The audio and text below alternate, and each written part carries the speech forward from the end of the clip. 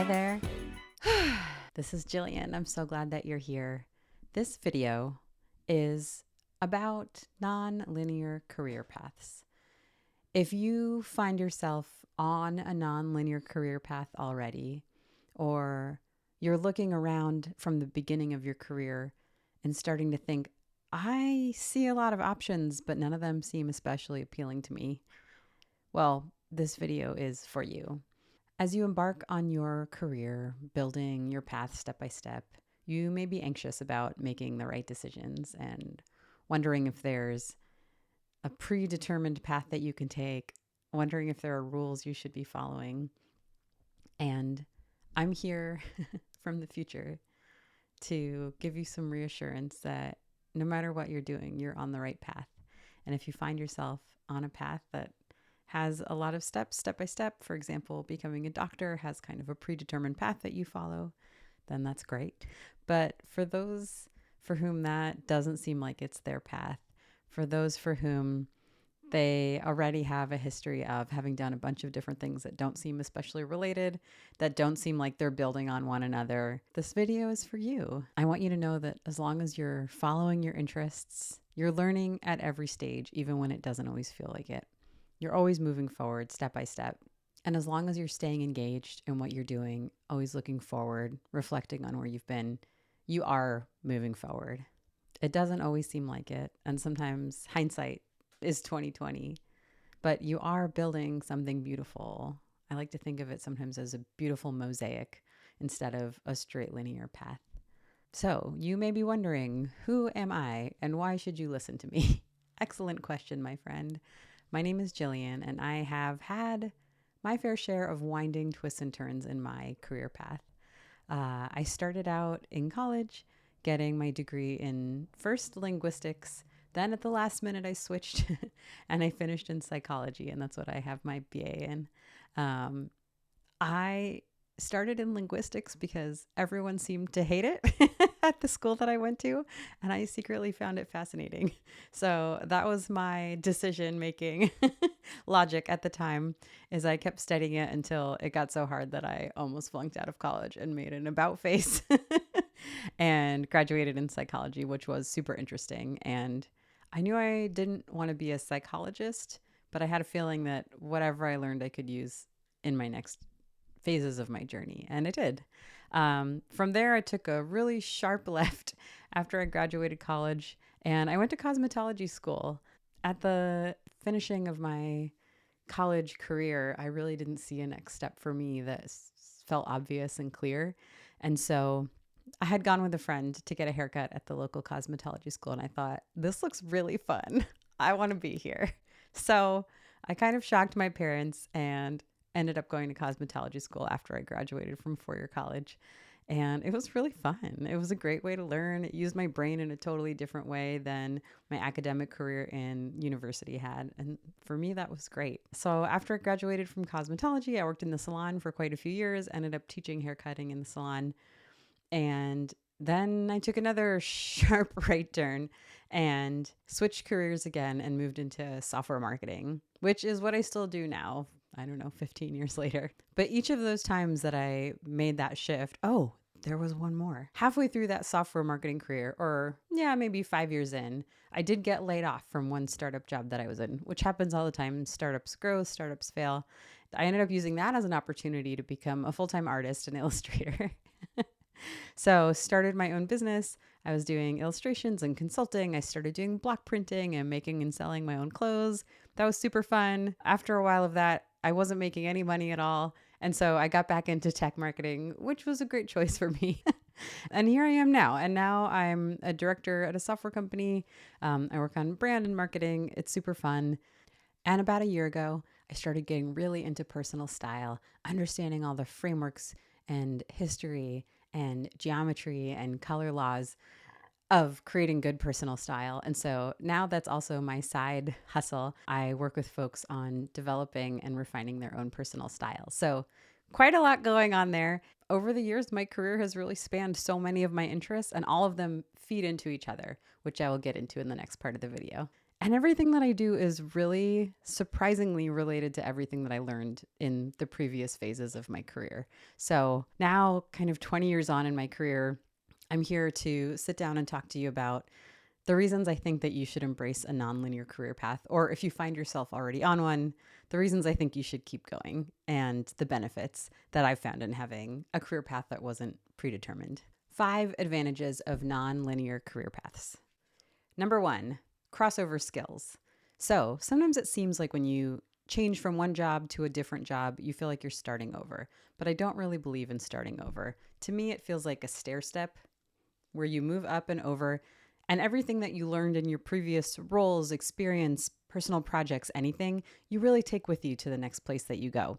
So there is no starting over. There's taking the skills and using them in a new setting, which is actually much more interesting. For example, in my work now in a marketing role at a software company, I spend a lot of time working with designers. I find I'm a better partner, a better design collaborator with the designers that I partner with because I've been a designer. When I worked in illustration, when I worked doing my own art, I had my own clients. So I understand what makes a good client when pairing with a visual designer. And I find that our partnerships are much more fruitful because I've experienced both sides. Another great example, when I worked in the salon and I was cutting hair, I thought the skills that I'm building, no matter what I do in my future, I don't know how I'll ever apply these because they're so niche, they're so specific to working with people and cutting their hair. But I found out as I got further along in my career that that actually wasn't true at all. And here's a good example. So, one of the skills that I built from working with my mentor in the salon was the skill of asking good questions. When you sit down to get your haircut, if you have a good stylist, they're going to ask you a lot of questions about what you want to do with your hair, what your inspirations are. Have you brought any pictures? In the chair, as my client was describing to me what they wanted it to look like, what they didn't want it to look like, I started to reflect back to them what I was hearing. Oh, well, you say this. Do you mean this or this? Oh, you say this. When you say that, it makes me think of this. Is this what you're going for? That kind of surprised me. And asking follow-up questions until we could really get to the root of what they wanted, because it often wasn't exactly what they said they wanted, or something got lost in translation between what they said and what I heard. And that happens all the time. So, in my role now as a marketer, in my role now as a personal stylist, that skill of asking questions totally carries over from my previous work in the salon where I practiced it for 6 years. Now I'm really, really good at it. And that's a super valuable skill that you wouldn't necessarily learn if you went to school for marketing, for example. How do I use that skill? Often in my role in my marketing job, I'm doing ghostwriting. I'm working with executives. They don't have a lot of time to write articles, submitted posts for the media, and things like that. So I sit with them. They tell me their thoughts on the topic, and I can understand very, very quickly kind of where they're coming from, their perspective, asking good questions to hone into the details, the ones that really matter, and do a really good job of then writing it in their voice because I've very quickly kind of gotten inside their head and picked apart the pieces that really make their perspective unique. Number 2, building your network. So, because I've had so many different parts of my career in different industries, I now have a vast network of people of all different stripes, different ages, different job types, different locations that all know me. And even if they haven't worked with me in a particular capacity, in a particular role, they know me, they trust me because they have worked with me in some way over the years.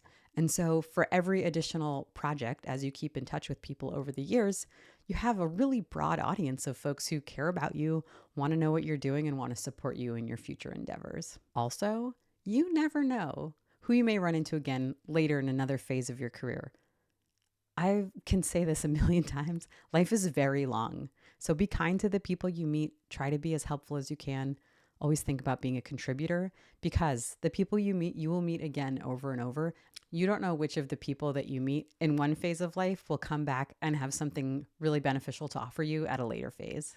Number 3, this is kind of a funny one, but from working in very specific different industries, you pick up on industry jargon.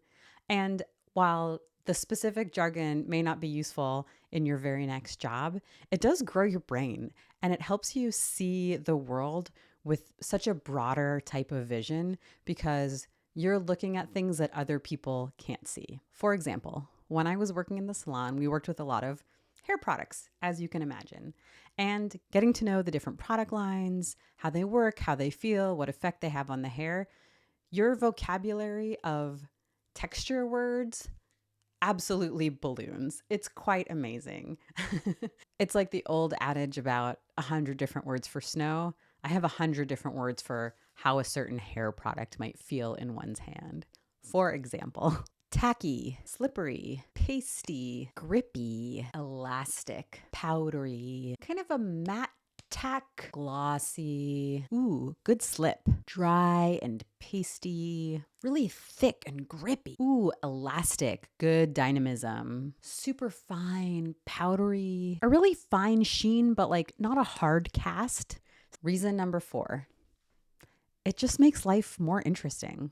Listen, life is long. And for some folks, doing one thing and deepening and deepening and deepening your understanding of the one thing makes for a fulfilling life. And if that's you, God is bless. But for some of the rest of us, bouncing around doesn't really mean that you never stick to one thing and you're really flaky and you can't make up your mind. It just means that you have this vast hunger and you want to take the whole world in, and doing different things in work is one great way to like eat at the buffet of life. And even though it sounds like I've done a lot of things, it doesn't mean that I've been kind of groundless. Like I worked in the salon for 7 years and I've worked in tech marketing for almost 15. Like that's some stick-to-itiveness, I would say. It just means that life on the whole is so much more dynamic, so much more complex, so much more interesting. One cool thing about working in different types of roles over your career is you'll find the consistent through line, and often it's something really surprising. So often I find that I'm kind of doing the same work in very, very different guises across all of the different types of work that I've actually done. No matter where you are, you'll find that you bring you, what makes you special, what makes your perspective unique, your special skill set to everything you do. So the cool thing is, even though I've been a hairstylist, an artist, I've been a manager in a tech company, I've been a fashion stylist, I'm actually doing a lot of the same work in each of those roles. So for me, a lot of my work is about helping people feel empowered, helping people recognize what's really unique about them and feel celebrated. That's super important to me. So you can imagine how I did that behind the chair at the salon. I do that as a marketing brand director in a tech company by helping show both what makes our product unique and special, helping our customers feel unique and special, and as a manager, helping the folks that report to me understand their skills, help grow their skills, and recognize what they're bringing to the team every day. Nothing makes me happier than doing that. And so I love the opportunity to get to do it in a bunch of different surprising settings. You may even find, like I did, that despite having a bunch of different jobs on your resume, you get closer and closer to finding your life's work, the through line that operates throughout all of them, by having a diverse, nonlinear career path. And it seems like it would be just the opposite, right? That devoting yourself to one practice for many, many years would be the way to get really, really clear on your work in the world. But I actually think that kind of trying a bunch of different things helps you see in retrospect what were the things that I personally carried with me from job to job to job. That's really your secret sauce. It's super cool to discover.